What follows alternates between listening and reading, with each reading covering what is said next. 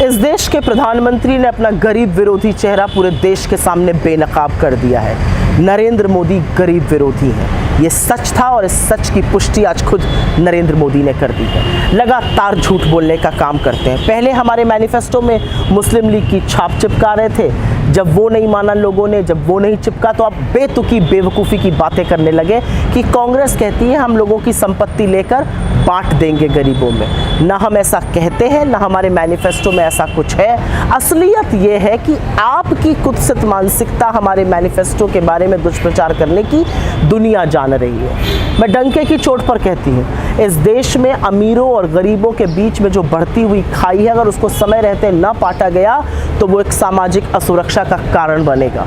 लेकिन उसके लिए हम नीति निर्माण करेंगे, उसके लिए हम ऐसी नीतियां बनाएंगे जिससे वो खाई पटे। उसके लिए हम गरीबों के, दलितों के, वंचितों के, शोषितों के हाथ में सत्ता की चाबी देंगे। संसाधन पर गरीबों का हक होना चाहिए और फिर वो गरीब चाहे सामान्य वर्ग के हों, चाहे पिछड़े हों, चाहे आदिवासी हों, चाहे दलित हों। इस बारे में आप झूठ क्यों बोलते हैं? असलियत तो ये है कि अपने 10 साल के शासनकाल में आपने इस देश के गरीब की वो उपेक्षा की है, उसको इतना प्रताड़ित किया है जिसकी कोई हद नहीं है। आपने गरीबों की जेब पर डाका डाला, उनके आटे, दही, पढ़ाई, दवाई पर जीएसटी लगाकर अपने अमीर मित्रों की तिजोरियां भरी। असलियत तो ये है कि आपने गरीब पर टैक्स की वो मार डाली कि आज 50% इस देश की सबसे गरीब आबादी 64% जीएसटी देती है। आप मेरे देश को इस कगार पर ले आए कि 1% लोग 40% संसाधन पर बैठे हैं। 22 लोगों के पास उतना पैसा है जितना 70 करोड़ के पास है। आप मेरे देश को इस कगार पर ले आए कि 20% मेरे देश की आबादी 46 रुपए रोज पर अपनी गुजर बसर कर रही है। फ्री राशन का दंभ भरते हैं ना, वही लोग आज रोजगार मांग रहे हैं। आप मेरे देश को इस कगार पर ले आए कि अपने मित्र को तो आपने एयरपोर्ट के बाद एयरपोर्ट दिए, लेकिन रेल के डब्बों में भेड़ बकरी की तरह इस देश के युवा, इस देश का मध्यम वर्ग, इस देश का निम्न मध्यम वर्ग, इस देश के गरीब को आपने ठूसने का काम किया है।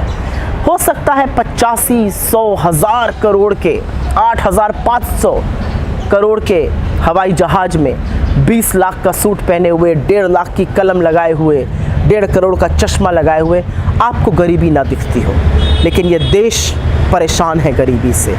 हर घंटे 2 किसान, हर घंटे 2 युवा गरीबी के कारण, आर्थिक तंगी के कारण आत्महत्या कर रहे हैं। तो हम प्रतिबद्ध हैं जातिगत जनगणना कराने के, आर्थिक और सामाजिक जनगणना कराने के, जिससे पता चले कि आखिर लोगों की हालत कितनी खराब है। तभी उनके लिए नीतियां बनेंगी, तभी उनके लिए योजनाएं बनेंगी। और ये योजनाएं गरीब, सामान्य वर्ग के लिए, आदिवासी के लिए, दलित के लिए, पिछड़े के लिए बनेगी।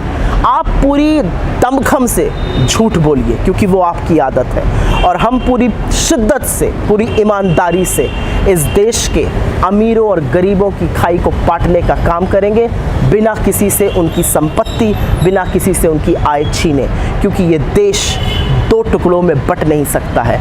इस देश में अमीरों और गरीबों के बीच में वो खाई नहीं हो सकती है जिसको बनाने का काम आपने किया है। आप गरीब विरोधी शुरू से थे, आज आपने इस पर मोहर भी लगा दी।